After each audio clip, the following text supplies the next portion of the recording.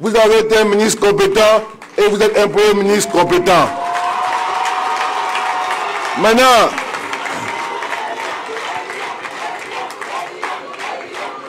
quand on est compétent, il y a des gens qui apprécient et puis qui savent voir comment essayer de vous ressembler pour avancer.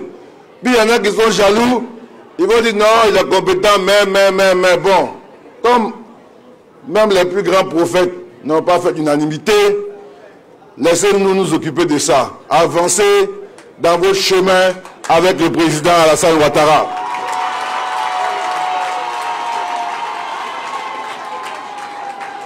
En Afrique, je peux témoigner, il n'est pas évident d'avoir un cadre compétent, politique, qui a un sens élevé de l'État, qui est intègre et qui est vraiment quelqu'un qui a de l'affection pour tout le monde, mais qui demeure un lion.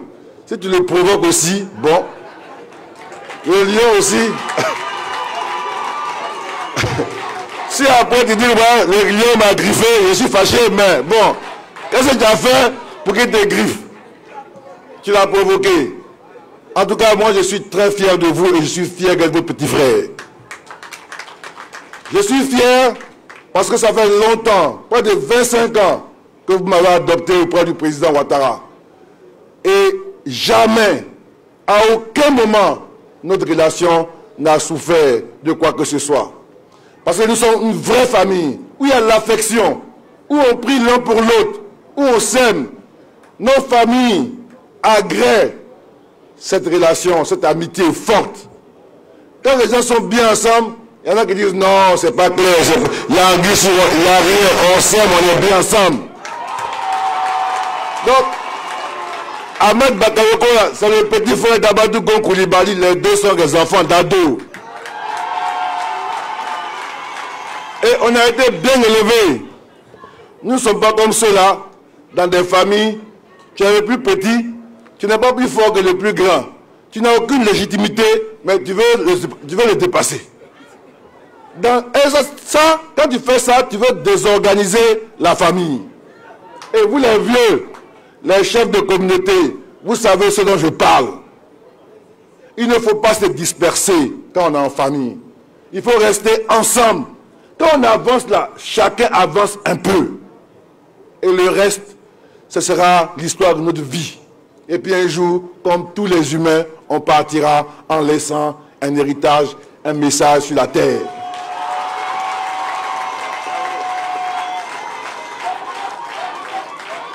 Il y a des gens qui sont ministres, qui ont été présidents d'institutions, et qui disent non, je suis frustré. Mais, et ceux qui n'ont rien?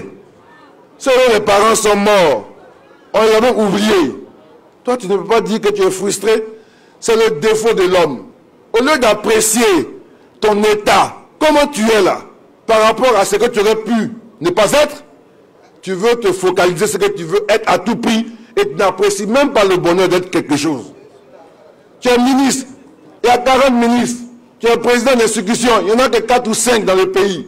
Parmi tous ceux qui sont là à l'école, au CP1, au CP2, jusqu'à CM2, d'autres à l'université, tu es maintenant dans l'équipe nationale de la gouvernance du pays, tu dis que non, toi tant que tu n'es pas devant là, tu es malheureux.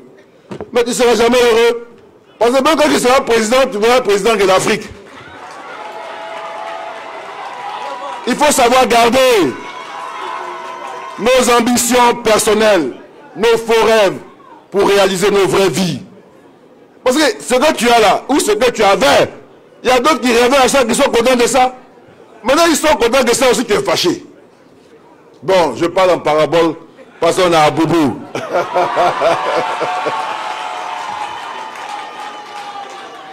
Donc, nous, à Bobo, monsieur le Premier ministre, nous avons été patients. C'est vrai, à un moment donné, le découragement a failli nous gagner, a failli gagner les populations. Mais Dieu merci, grâce au plan d'urgence, aujourd'hui, l'horizon est meilleur et l'espoir est une réalité. Et l'amélioration de la qualité de vie des populations est une réalité. Et je veux vous dire merci. J'en ai profité pour dire à quel point je suis heureux d'être avec vous. Et ce n'est pas fin. Je suis bien avec vous. Et nos familles l'ont agréé. votre épouse m'a adopté comme son petit frère. Quand j'ai faim, elle sait ce que j'aime manger, elle me prépare, je mange bien ma sauce feuille. Et quand votre petite soeur chérie vous donne envie de titiller un grand frère, c'est vous, elle titille, elle ose même ce que nous n'ose pas, parce qu'elle est à l'aise avec son grand frère. Et tout ça, par la volonté du président et par la grâce de Dieu, nous avons scellé ça en lieu saint. Oui, nous sommes croyants. Vendredi, nous sommes croyants, nous prions. Et nous savons la force de ce symbole-là pour nous, nos vies, nos ancêtres. Là-bas, nous avons prié pour la Côte d'Ivoire. Nous avons prié ensemble pour le président Alassane Ouattara. Nous avons prié pour que Dieu nous donne une relation plus forte et que nous soyons plus unis, l'un pour l'autre. Soyons un atout pour le président et le pays. Faire avancer le pays pour qu'un jour, nous puissions dire voilà ce que nous avons apporté à la Côte d'Ivoire et laisser les autres apprécier et laisser l'histoire nous juger. Donc, ceux qui rêvent encore, non, on pense que Amadou Gola, ils font semblant, vous perdez votre temps.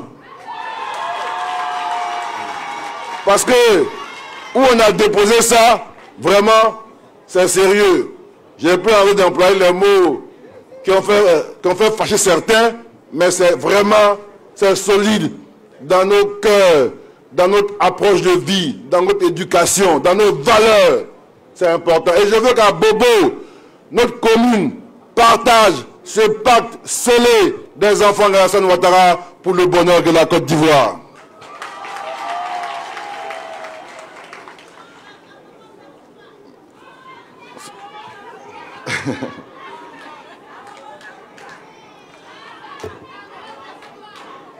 Monsieur le Premier ministre, je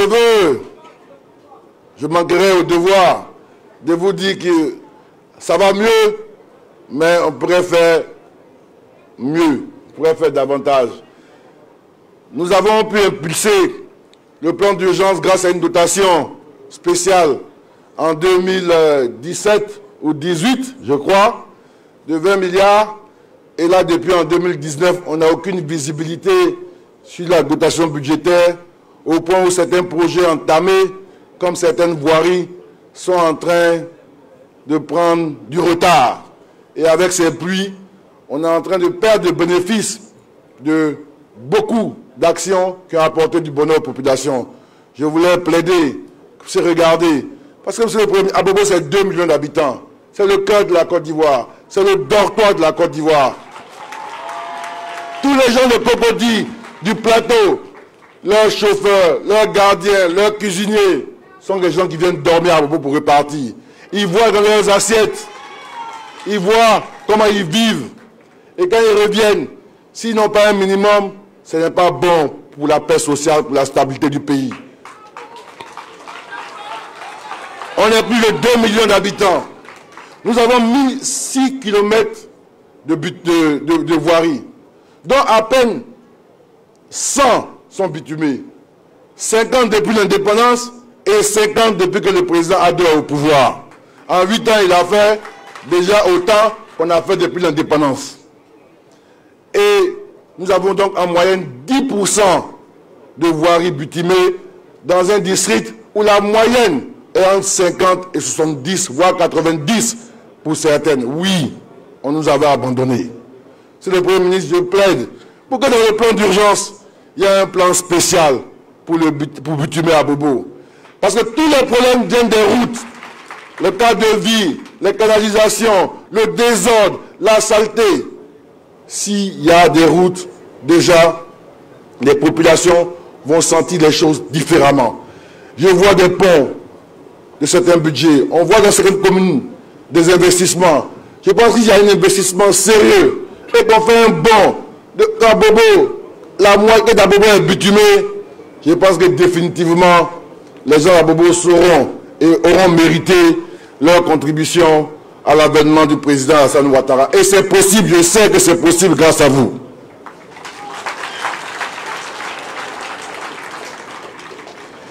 Monsieur le Premier ministre, Je ne voulais pas évoquer la question, mais avant de terminer, parce que nous sommes à l'hôpital, quand même, l'hôpital, ça soigne aussi les malades. Je ne voulais pas évoquer la question, mais je suis obligé de dire qu'à Bobo, on n'a pas apprécié la déclaration du président Bédié concernant Abobo. Parce qu'il a dit est faux. Avec tout le respect, il n'y a pas d'autre terme. Ici, nous vivons en paix.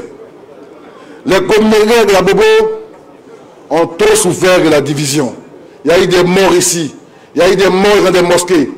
Les populations ont souffert de la xénophobie. Les populations ont souffert de l'ivoirité. De grâce, laissez Abobo en paix. Laissez Abobo en paix. Aujourd'hui, je ne dirais que cela. Mais laissez Abobo en paix. Comme on dit dans le langage d'Abobo, enlevez notre nom dans votre bouche. Il faut enlever Abobo.